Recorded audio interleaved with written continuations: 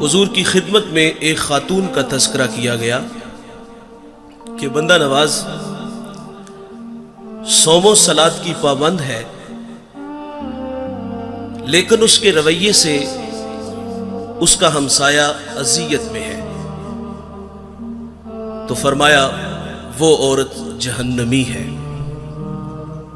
آقا فرماتے ہیں گھر خریدنے سے پہلے ہمسایہ اور سفر کرنے سے پہلے ہم سفر دیکھ لیا کرو۔ اور حضرت علی رضی اللہ تعالیٰ عنہ کا قول ہے، آپ فرماتے ہیں 5 چیزیں سعادت مندی کی نشانیاں ہیں: بیوی موافق ہو، بھائی متقی ہو، بیٹے نیک ہوں، اور ان میں ایک فرمایا کہ اس کے پڑوسی اچھے ہوں، اور 5واں فرمایا کہ اس کا رزق اس کے اپنے شہر میں ہو۔ ہمسایہ دیوار کا ہے یا سرحد کا؟ اگر ہمسائے اچھے میسر نہ آئے تو زندگی عذاب ہو جاتی ہے، اور اگر کسی کو اچھے ہمسائے مل جائیں تو یہ بہت بڑی دولت ہے۔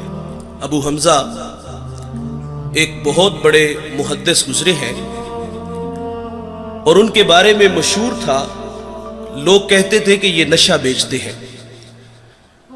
وہ کوئی منشیات کا کام نہیں کرتے تھے، بلکہ جب وہ حدیث رسول بیان کرتے تو لوگوں پہ نشہ طاری ہو جاتا تھا۔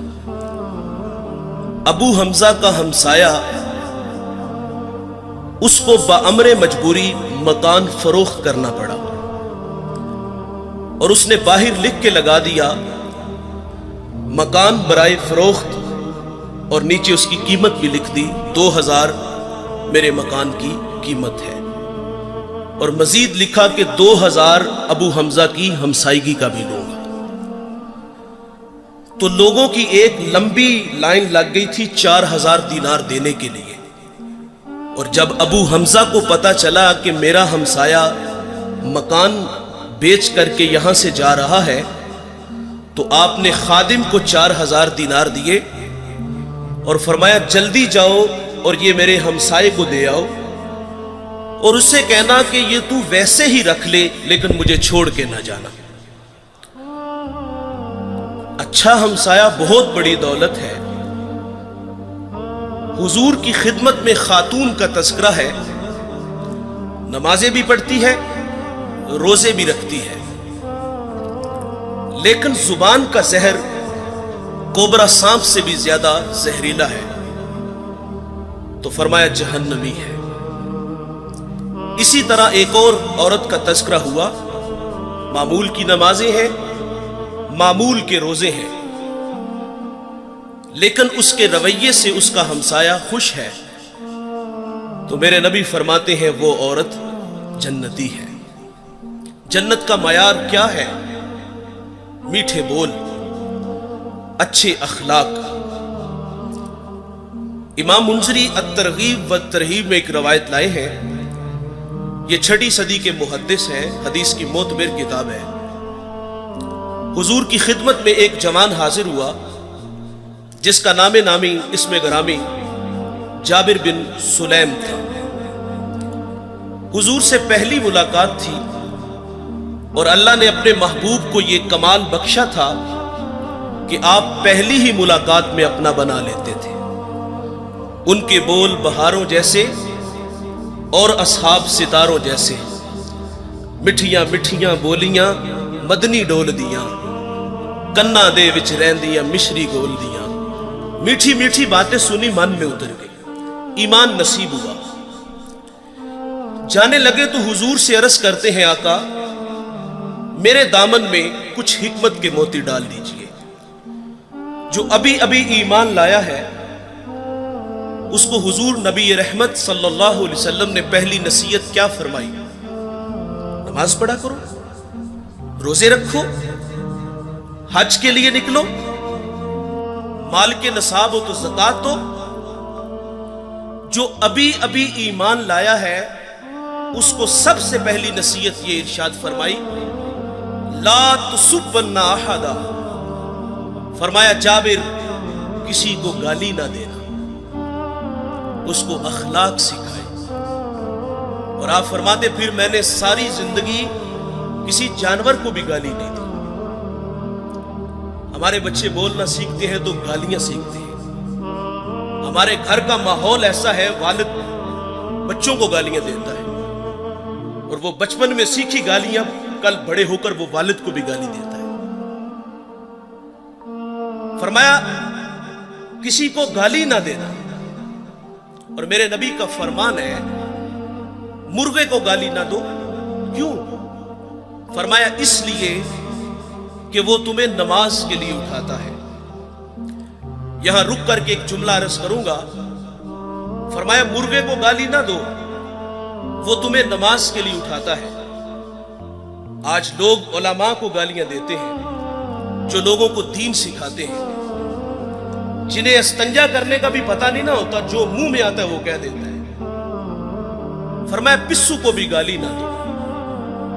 تعلیم تو یہ ہے کہ کسی پر لعنت بھی نہ کرو۔ سیدنا صدیق اکبر رضی اللہ تعالیٰ عنہ فرماتے ہیں ایک دن مجھے غلام پہ غصہ آ گیا اور میں نے اس پہ لعنت کر دی، تو نبی رحمت صلی اللہ علیہ وسلم فرماتے لعین وصدیقین کلا ورب الکعبہ، صدیق بھی ہو اور لعنت بھی کرے، رب کعبہ کی قسم ایسا ہرگز نہیں ہو سکتا۔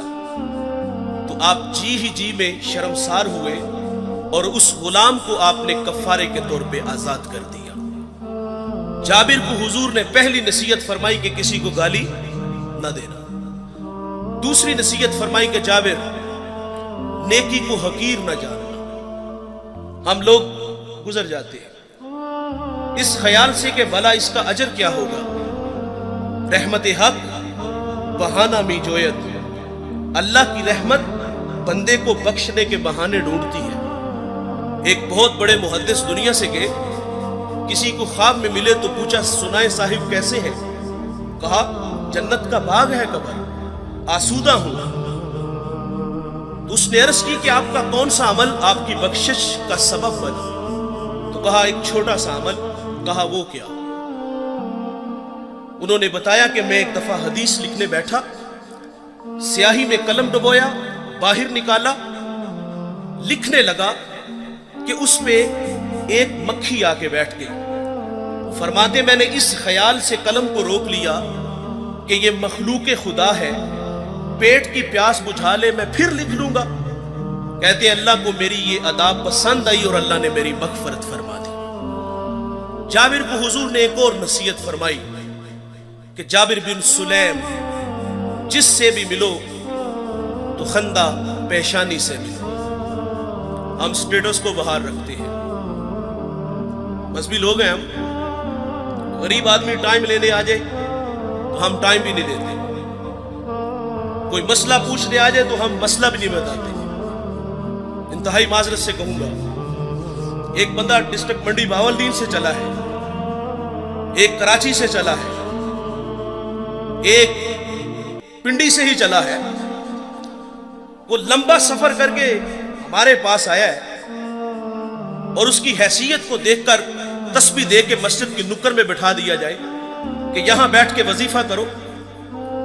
دیکھیے ہم جب کسی کے ہاتھوں میں ہاتھ دیتے ہیں تو وظائف کی کوئی کمی نہیں ہوتی، 1.25 لاکھ مرتبہ پہلا کلمہ پڑھنا ہے، درود پڑھنا ہے، استغفار پڑھنا ہے، ایک وظیفہ ختم ہوتا ہے تو دوسرا ملتا ہے، وظائف کی تو کمی نہیں۔ وہ تو کوئی کندھا تلاش کرنے آیا تھا کہ جہاں سر رکھ کے وہ روئے، وہ من کا کوئی دکھڑا کہنے آیا تھا، لیکن اس کو نظر انداز کیوں کیا گیا کہ اس کے پاس صرف آنے جانے کا کرایہ ہے۔ وہ واصف علی واصف کہتے ہیں تسلیم کے بعد تحقیق گمراہی ہوتی ہے۔ اس نے تو دل سے اپنا کہا تھا اور وہ جو ہے وہ عقیدت میں بیٹھ کے وظیفے میں مشغول ہے، لیکن اچانک اس نے اپنی آنکھوں سے ایک منظر دیکھا کہ ایک کلف لگے کپڑوں میں آیا اور اس کے آگے پیچھے خدام ہے، اور وہ سیدھا حجرے میں چلا گیا اور اندر سے آواز سنتا ہے کہ آپ کسی کے ہاں پیغام بیچ دیتے تو میں خود ہی آ جاتا۔ بتائیے اگر یہ رویے ہمارے ہوئے تو لوگوں کو دین کہاں سے ملے گا؟ اور جو باہر بیٹھ کے وظیفے میں مشغول تھا اس کے دل پہ جو نشتر اور تیر چلے اس کا مداوع کس نے کرنا تھا؟ جس سے بھی ملو تو خندہ پیشانی سے ملو. آپ اپنے ملازم سے اس طرح بات کیا کرو جس طرح اپنے بیٹے سے بات کرتے ہو. میرے کریم آقا صلی اللہ علیہ وسلم عید کے دن عیدگاہ کی طرف تشریف لے کے جا رہے ہیں. سرے راہ کھلا میدان آیا. بچے عید کی خوشیوں میں مسرور تھے، لیکن ایک جانب عجیب تماشا تھا. ایک بچہ ہے، تن پہ جو پیرہن ہے وہ پھٹا ہوا ہے، آنکھیں نمناک ہیں. حضور گزرے کے اس بچے کو دیکھا تو قدم رک گئے اور فرمایا بیٹے آپ کیوں رو رہے ہو؟ شاید کہ وہ حضور کو پہچان نہ سکا. عرض کرتا ہے کہ فلاں غزوے میں میرے والد حضور کے ساتھ تھے کہ شہید ہو گئے. میں یتیم ہو گیا، ماں بیوہ ہو گئی. ماں نے دوسرا نکاح کر لیا. ستیلے باپ نے میرے مال پہ قبضہ کر لیا اور مجھے دھکے دے کے گھر سے نکال دیا. تو آقا فرماتے ہیں بیٹے کیا تو اس بات پہ راضی نہیں کہ محمد تیرے باپ لگے، عائشہ تیری ماں لگے، فاطمہ تیری بہن لگے، علی تیرے چچا لگے اور حسن و حسین تیرے بھائی لگے. وہ بچہ کہتا ہے اگر یہ سارے رشتے میرے ہیں تو مجھے اور چاہیے بھی کیا. حضور عیدگاہ نہیں گئے، اس بیٹے کو لیا گھر تشریف لے آئی، اس کو کھانا دیا، لباس دیا، پھر انگلی تھامی اور عیدگاہ کی طرف تشریف لائے. سرے راہ جب کھلا میدان آیا نا تو وہی بچے جو عید کی خوشیوں میں مسرور تھے اور اس کے تن پر قیمتی لباس دیکھا اور اب نبی رحمت صلی اللہ علیہ وسلم کی انگلی تھام کے عیدگاہ کی طرف جا رہا تھا تو پھٹی نگاہوں سے دیکھ کے کسی نے کہہ دیا بھائی جان ابھی تو رو رہے تھے. اب فخر سے کہتا ہے میں بھوکا تھا مجھے کھانا ملا، میں ننگا تھا مجھے لباس ملا، میں یتیم تھا مجھے ابو جی محمد ملے، عائشہ ماں ملی، فاطمہ بہن ملی، علی چچا ملے، حسن و حسین بھائی ملے. وہ کہتا ہے اب بھی میں رہوں. جس سے بھی ملو تو خندہ پیشانی سے. امام راضی ایک یتیم کا تذکرہ کرتے ہیں. جب اس کا والد دنیا سے چلا گیا تو ماں کے تن پہ جو قمیض تھی وہ جگہ جگہ سے پھٹی ہوئی تھی. ماں سے کہتا ہے ماں اگر رخصت دو تو چچا سے آپ کے لیے قمیض نہ لے آؤں. ماں نے کہا بیٹے تو عرب کی روایت سے واقف نہیں، تیرا چچا تجھے قمیض نہیں دے گا دھکے دے گا. بچپنے کی معصومیت تھی کہ محبت میں ماں سے الجھ بیٹھا. کہتا ہے ماں کیوں نہیں دے گا، میرے والد کا بھائی ہے، بہت سارے حق بنتے ہیں. جب ضد بڑی تو ماں نے اجازت دے دی. یہ بچہ چچا کے دروازے میں آیا، دستک دی. چچا کے بیٹے باہر آئے اور یہ ان سے باتیں کرنے لگا. اس نے کیا کہا ہوگا کہ چلو باہر کھیلنے چلتے ہیں، یا کوئی کل کا پروگرام بنانے گیا تھا. نہیں دوستو، وہ کیا کسی مفکر نے کہا تھا کہ غریب کی جوانی جنگل کا پھول اور سردیوں کی چاندنی یوں ہی بیکار جاتی ہے. غریب کو تو جوانی میں بال سنوارنے کا بھی موقع نہیں ملتا. یقیناً اس نے کہا ہوگا کہ تمہاری چچی کے تن پہ جو قمیض ہے وہ جگہ جگہ سے پھٹی ہوئی ہے اور میں سوالی بن کے تمہارے دروازے پر آیا ہوں. ابھی یہ باتیں ہو رہی تھی کہ چچا بھی آ گیا. چچا نے بھتیجے کو دیکھا تو کیا پچھلا بھائی یاد آ گیا؟ نہیں. کیا آنکھیں نمناک ہوئیں؟ نہیں. کیا دل میں کوئی گداز اترا؟ نہیں دوستو. کیا شفقت کے لیے اس نے بازو پھیلائے؟ نہیں میرے بھائی. اس نے اپنے بچوں کو کمرے میں بھیجا اور یتیم کو دھکا دیتے ہوئے کہتا ہے منحوس پلٹ جا، کہیں تیری نحوست کی وجہ سے میرے بچے یتیم نہ ہو جائیں. آپ گینا دل ٹوٹ گیا، آنکھوں سے آنسو بہ نکلے. آقا فرماتے جب یتیم روتا ہے تو اللہ کا عرش بھی کانپ اٹھتا ہے. یہ دکھتا ہوا دل لے کے واپس پلٹا. سرے راہ حضور کے غلام سے ملاقات ہوئی. اس نے کہا بچے کیوں رو رہے ہو؟ کسی نے مارا؟ کسی نے دل دکھایا؟ کہا ہاں مجھے عرب کی تلخ ہواؤں نے رلا دیا. میں یتیم ہوں، تھکے کھا کے آیا ہوں۔ تو کہا بیٹے گھبرا نہیں، اس دنیا میں وہ آ گیا ہے جو دکھیوں کے دکھ بانٹتا ہے، جو بے سہاروں کو سہارا دیتا ہے، وہ نبیوں میں رحمت لقب پانے والا، مرادیں غریبوں کی بھر لانے والا، وہ اپنے پراؤں کا غم کھانے والا، مصیبت میں غیروں کے کام آنے والا۔ کہا میرے نبی محمد دنیا میں جلوہ گر ہو چکے ہیں، اس وقت حرم میں بیٹھے ہیں، جاؤ جو مانگو گے وہ عطا کریں گے۔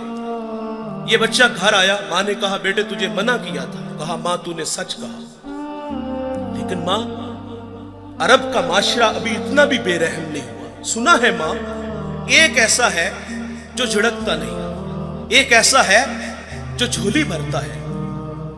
ماں کہتی بیٹے وہ کون ہے؟ اس نے کہا زمانہ اس کو محمد صلی اللہ علیہ وسلم کے نام سے جانتا ہے۔ جب حضور کا نام سنا تو ماں چونک سی جاتی ہے۔ کہا بیٹے نہیں جانے دوں گی۔ کہا ماں کیوں نہیں جانے دو گی؟ تو والدہ کہتی سنا ہے جو اس سے ملتا ہے وہ اپنی باتیں بھول جاتا ہے اور اس کے دین دھرم کو قبول کرتا ہے۔ اس نے کہا ماں میں نے قمیض لینی ہے، دے دے گے ٹھیک، نہیں تو لوٹ آؤں گا۔ یہ بچہ حضور کی خدمت میں حاضر ہوا۔ اس پہ کچھ تقاضے بنتے تھے، مانگنے کے کچھ آداب ہوتے ہیں نا۔ سائل ہمارے دروازوں پر بھی آتے ہیں اور کیا کچھ نہیں ہمیں کہتے، سیٹھ صاحب، شیخ صاحب، مولانا صاحب، کاروبار کے لیے دعائیں، بچوں کو دعائیں، پھر مٹھی آٹا یا 2 آنے ملتے ہیں۔ اس بچے پہ تقاضا بنتا تھا پہلے یتیمی کا داغ دکھاتا، پھر اپنوں کے رویے بتاتا، پھر سرے راہ ملنے والے حضور کے غلام کی کہانی چھیڑتا کہ میں نے سنا ہے آپ کے بارے میں آپ بڑے رحیم ہو، بڑے کریم ہو، مہربان ہو، جو مانگو عطا کرتے ہو۔ اتنا تو حق بنتا تھا، لیکن دوستو اس بچے نے کوئی ایسی بات نہیں کی۔ اس نے آگے کہا جناب والا میں نے آپ کے دین کو قبول نہیں کرنا، میں آپ سے ایک قمیض لینے آیا ہوں، میری ماں کے تن پہ جو قمیض ہے وہ جگہ جگہ سے پھٹی ہوئی ہے۔ حضور ناراض نہیں ہوتے، قمیض کے بٹن کھولتے ہیں، اتارتے ہیں اور اس یتیم کو عطا فرما دیتے ہیں، اور پھر یوں بازو پھیلا کے فرمایا آجو بیٹے میں محمد کے سینے سے لگ جاؤں، جس سے بھی ملو تو خندہ پیشانی سے ملو۔ جابر بن سلیم رضی اللہ تعالیٰ عنہ فرماتے ہیں حضور نے مجھے ایک اور نصیحت ارشاد فرمائی۔ جابر بن سلیم کسی کو شرمندہ نہ کرنا، یہ بھی اخلاق سے گری ہوئی بات ہے اور ہم قدم قدم پہ کرتے ہیں۔ دیکھیں بھائی انسان کی فطرت میں بھول جانا ہے۔ کوئی بندہ مرنے سے پہلے آ جائے، ہاتھ جوڑ کے کہہ دے کہ یا اللہ آج کے بعد گناہ نہیں کروں گا، یہ اس کا وعدہ ہے کہ جو میری چوکھٹ پہ 2 آنسو لے آتا ہے میں اس کے گناہ کو لوح محفوظ سے مٹا دیتا ہوں۔ ہم تو مائل بکرم ہے کوئی سائل ہی نہیں، راہ دکھلائیں کسے کوئی رہروے منزل ہی نہیں۔ جو گناہ چھوڑ دیتے ہیں عادت باری تعالیٰ ہے، وہ ان کے گناہوں کو معاف کر دیتا ہے۔ بنی اسرائیل میں ایک جوان تھا جس کا نام کفل ہے۔ کفل کسی شریف آدمی کا نام نہیں، بہت بڑا بدماش ہے، اور اس کی بدماشی کیا ہے، وہ غریبوں کی بیٹیوں کو لوٹتا تھا۔ ایک دفعہ اس نے 60 دینار میں کسی مجبور بیٹی کو خریدا، خلوت میں اس کے پاس گیا، دیکھا تو وہ رو رہی تھی۔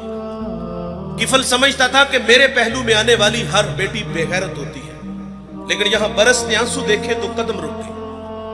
سوال کرتے کہ کیوں رو رہی ہو؟ اس نے کہا کفل میں شوق سے نہیں آئی، مجھے بھوک تیرے تک کھینچ لائی ہے، مجھے غربت تیرے تک کھینچ لائی ہے۔ یہاں ایک جملہ عرض کروں گا، جب مالدار لوگ، جب سرمایہ دار لوگ، جب وڈیرے لوگ غریبوں کا حق نہیں نہ دیتے تو پھر غریبوں کی بیٹیاں نیلام ہو جاتی ہیں۔ یہ ڈائمنڈ منڈیاں، یہ بازار حسن، یہ کوٹھے، یہ کنجریاں اس وقت بنتی ہیں جب ہم ان کا حق نہیں دیتے۔ آج فخر ہے کہ بہت بڑے جگیردار ہیں، بہت بڑے زمیندار ہیں، تجوریاں خزانوں سے بھری ہوئی ہیں، اور ان کے ہم نے منہ بھی کھولے ہیں، پیسہ پانی کی طرح بہاتے ہیں، معاشرے میں ہم دریا دل مشہور ہیں، لیکن دولت کہاں لٹاتے ہیں؟ جہاں نفس کو حظ ملتا ہے۔ میں ایک دیہاتی ہوں، ہمارے دیہاتوں میں میلے ٹھیلے کا ماحول ہوتا ہے، کتوں کی لڑائی آئی تو 50,000 وہاں دے دیا، کرکٹ میچ آیا تو 1,00,000 کا انعام وہاں دے دیا۔ جہاں نفس کو حظ ملا ہم نے دولت کا منہ وہاں کھولا، اور جہاں دولت لٹانے سے رب راضی ہوتا ہے، اس کی رحمتیں برستی ہیں، وہاں غفلت کی پٹی۔ وہ کیا کسی شاعر نے کہا تھا کہ دیکھا ہے میں نے شہر میں کوڑے کے ڈھیر پر 2 بچے لڑ رہے تھے فقط ایک بیر پر، فصلوں کو کاٹتے کچھ ٹوٹی چوڑیاں، کچھ بک گئی ہیں دوستو گندم کے سیر پر، اور گندم امیر شہر کی ہوتی رہی خراب، بیٹی مگر غریب کی فاقوں سے مر گئی۔ اور محسن نقوی کہتا ہے محسن یہ غریب لوگ بھی تنکوں کا ڈھیر ہوا کرتے ہیں، کبھی پانی میں بہ گئے تو کبھی ملبے میں دب گئے۔ اور اللہ نے آپ کو دولت سے نوازا ہے، دولت وہاں جو جہاں دولت لٹانے سے رب راضی ہوتا ہے، اس کی رحمتیں برستی ہیں۔ ہمارے گجرانوالہ دھلا چوک میں ایک بوڑھا دن دہاڑے آٹے کا تھیلا اٹھا کے دوڑ لگاتا ہے، نحیف تھا، 2 قدم چلا کے لوگوں نے پکڑا اور خوب زد و کوب کیا، اور بعد میں سوال کیا کہ بوڑھے یہ جرت کیوں کی؟ تو وہ بوڑھا رونے لگا، وہ کہتا ہے 1 ہفتہ ہو گیا مجھے اس چوک میں آ کے کھڑا ہوتا ہوں مزدوری کے لیے، اور مجھے بوڑھا سمجھ کے لوگ چھوڑ کے چلے جاتے ہیں، ہفتہ ہو گئے بچے بھوک سے مر رہے ہیں، آج ان کی بھوک دیکھی نہیں گئی تو چوری پہ جو ہے وہ آمادہ ہوا، اور دولت یہاں لٹاؤ۔ یہ نوائے وقت میں ایک خبر چھپی تھی، کمالیہ کی بیٹی وہ شادی کے قابل تھی، ایک رشتہ ملا، ادھر سے بارات آ رہی ہے، ادھر بیٹی والے تیاریوں میں تھے، ہمسائیگی میں سے کسی نے شرارت کی کہ جس کے گھر میں آ رہے ہو وہ اپنی بیٹی کو چند جوڑوں کے سوا اور کچھ بھی نہیں دے سکتا، بارات وہیں سے واپس چلی گئی تھی۔ بتاؤ اس بیٹی کے دل پہ جو کچوکے اور زخم لگے تھے اس کا مداوع کس نے کرنا تھا؟ چاندی اتر آئی بیٹیوں کے بالوں میں، مفلس کو امید ہے کہ بارات آئے گی، اور کتاب زیست کا ایک اور باب بیت گیا، جہیز بن نہ سکا اور شباب بیت گیا۔ اور اللہ نے آپ کو دولت سے نوازا ہے، غریبوں کی بیواؤں کی بیٹیاں گھروں میں بوڑھی ہو رہی ہیں، تم کتوں کی لڑائی پہ پیسے لٹا رہے ہو، تم ہجڑوں پہ دولت لٹا رہے ہو۔ اگر دولت لٹانے کا شوق ہے تو معاشرے میں پھیلے ہوئے دکھ دیکھو، یتاما مساکین پہ دولت لٹاؤ تاکہ تم خدا کی رحمتوں کے مستحق ٹھہرو۔ لیکن دولت وہاں دی جہاں نفس کو حظ ملا۔ جب اس بیٹی نے کہا کفل مجھے بھوک تیرے تک کھینچ لائی ہے، یہ ایک جملہ کفل کی ہدایت کا سبب بنا، دل کے آئینے پہ چوٹ لگی، کفل رونے لگا، ہاتھ چھوڑ کے کہتے ہیں بہن مجھے معاف کر دے، تو جس عزت سے آئی ہے اسی عزت سے واپس گھر چلی جا، اور میرے لیے دعا کر کہ میں بڑا ہی کتا انسان ہوں، اللہ مجھے معاف کر دے۔ وہ بیٹی گھر چلی گئی اور ادھر تقدیر کا قلم چل گیا، اسی رات کفل کو موت آ گئی۔ صبح ہوئی تو زمانے نے کفل کی دیوار پہ یہ لکھا ہوا پڑا تھا کہ اللہ نے کفل کو معاف کر دیا ہے۔ وہ معاف کر کے راضی ہوتا ہے۔ بھائی ہمیں بھی آدر ڈالنی چاہیے۔ حضور کی خدمت میں ایک خاتون آئی اور عرض کر دی طہرنی یا رسول اللہ، طہرنی یا رسول اللہ، طہرنی یا رسول اللہ، طہرنی یا رسول اللہ۔ 4 دفعہ کہا آقا مجھے پاک کیجئے، آقا مجھے پاک کیجئے، آقا مجھے پاک کیجئے، آقا مجھے پاک کیجئے۔ حضور نے اس کا جرم پوچھا تو اس نے کہا کہ میں شادی شدہ ہوں، مجھ سے زنا کا ارتکاب ہوا، میرے پیٹ میں بچہ ہے۔ اور یہ حضور سے جب اس نے عرض کیا تو حضور فرماتے ہیں یہ گناہ تو نے کیا ہے، اس کی سزا بھی تیرے لیے ہے، اس بچے کا کوئی قصور نہیں۔ حضور نے اس کو مہلت دی، اس نے بچے کو جنم دیا، پھر 2 سال اس کو دودھ پلایا، 2.5 سال بعد حضور کی خدمت میں حاضر ہے، اس کو سنسار کیا گیا، پھر خود حضور نے جنازہ پڑھا۔ حضرت عمر رضی اللہ تعالیٰ عنہ عرض کرتے ہیں آقا یہ بڑی بدکار عورت تھی، تو میرے نبی فرماتے ہیں عمر اس خاتون نے ایسی سچی توبہ کی ہے، اگر اس کی توبہ کا 10واں حصہ اہل مدینہ میں بانٹ دیا جائے تو اللہ تعالیٰ سب کی مغفرت فرما دے۔ لیکن ہمارا حال کیا ہے؟ اگر غلطی ہو جائے تو ہم معافی نہیں کرتے۔ یار مثال کے طور پہ بندہ گناہ چھوڑ کے مسجد میں آنا ہے نا اس نے، تو ہم کہتے ہیں لو 100 چوہے کھا کے بلی حج نو چلی، وہ پائی تینوں مسجد آراکی نے وہایا، اسی اللہ نے جس اللہ نے تمہیں دکھایا ہے۔ کبھی ہم کہتے چور چوری چھوڑ دیتا ہے، ہیرا پھیری نہیں چھوڑتا، جوتے چرانے آئے ہو۔ وہ یار وہ آ گیا ہے، مسجد کی آبادی کا سبب بنا ہے، ہمیں خوش ہونا چاہیے تھا. میں شکرگڑھ باؤنڈری پہ ایک گاؤں میں حاضر ہوا تو وہاں جو محلے کی مسجد تھی نا، وہاں نماز تو بڑی دور کی بات ہے، اذان پڑھنے کے لیے کوئی بندہ نہیں ملتا تھا. یہ مسجدوں کی حالتیں ہیں. اقبال جب اندلس گیا، قرطبہ مسجد جس کے 1400 ستون ہیں، اسے اجڑا دیکھا تو اقبال وہاں پھوٹ پھوٹ کے رویا تھا کہ رو رہی ہے آج ایک ٹوٹی ہوئی مینا اسے. کل تلک جس ساکی کے گردش میں پیمانے رہے، خیر تو ساکی سہی مگر پلائے گا کسے، اب نہ میں کش باقی رہے نہ میں خانے رہے. اقبال کہتا ہے واعظ قوم کی وہ پختہ خیالی نہ رہی، برق طبعی نہ رہی، شعلہ مکالی نہ رہی، رہ گئی رسم اذاں روح بلالی نہ رہی، فلسفہ رہ گیا تلقین غزالی نہ رہی، اور مسجد مرثیہ خواہ ہے کہ نمازی نہ رہے، یعنی صاحب اوصاف وہ حجازی نہ رہے. اللہ کے گھر تو ویران ہے، اگر کسی کی پیشانی میں سجدوں کا نور ٹپک رہا ہے، وہ اللہ کے گھر میں حاضر ہے، ہمیں تو خوش ہونا چاہیے تھا، لیکن ہم شرمندہ کرتے ہیں. جب اللہ معاف کر دیتا ہے تو ہمیں بھی عادت ڈالنی چاہیے. علامہ سعدی لکھتے ہیں، شارح مسلم مفسر قرآن، ایک بوڑھے کا تذکرہ کرتے، وہ ہر سال حج کے لیے جاتا تھا. ایک دفعہ کسی نوجوان کو ان کے ساتھ جانے کا اتفاق ہوا. اللہ کے گھر میں پہنچے تو بوڑھے نے لبیک کہا. عاطف سے آواز آئی لا لبیک، کہ بوڑھے تیرا کوئی حج نہیں. جو سال نوجوان تھا وہ چونک سا گیا. اس نے کہا بابا جی آواز نہیں سنی؟ تو کہا بیٹے یہ آواز میں 70 سال سے سن رہا ہوں. تو وہ جوان کہتا ہے کہ بابا جی آپ پھر بھی آتے ہو؟ اب کلیجہ پھٹنے لگا، رو کے کہا کہ بیٹے بتا اس در کے علاوہ کوئی اور در ہے جہاں جا کے میں دامن پھیلاؤں؟ بس اتنا کہنا تھا کہ رحمت خدا بندی جوش میں آئی. ہاتف سے آواز آتی ہے کہ جا بوڑھے ہم نے تیرے 70 کے 70 حج قبول کر لیے. وہ معاف کرتا ہے بھائی، ہمیں بھی آدر ڈالنا چاہیے. کسی کو فرمائے شرمندہ نہ کرو. نبی رحمت صلی اللہ علیہ وسلم کی اقتداء میں صحابہ نماز کے لیے کھڑے ہیں. بالکل جماعت کا ٹائم تھا کہ کسی کی ہوا خارج ہو گئی. جماعت کا وقت ہے، ظاہر ہے وہ فوری اٹھے گا اور جا کے وضو بنائے گا. جو وہاں سے نکل کر وضو کے لیے جائے گا سبکی تو محسوس کرے گا نا، شرمندہ تو ہوگا نا. لیکن دیکھیے بھائی، حضرت عبداللہ ابن عباس رضی اللہ تعالیٰ عنہ حضور سے اسی وقت عرض کرتے ہیں کہ حضور اگر اجازت ہو تو ہم سب جا کے وضو نہ کریں. اللہ اکبر. میرے نبی فرماتے ہیں بہت اچھے. وہ سارے اٹھ کے گئے اور وضو بنا کے آئے. اب کیا خبر کہ کس کی ہوا خارج ہوئی؟ تو شرمندگی سے بچایا.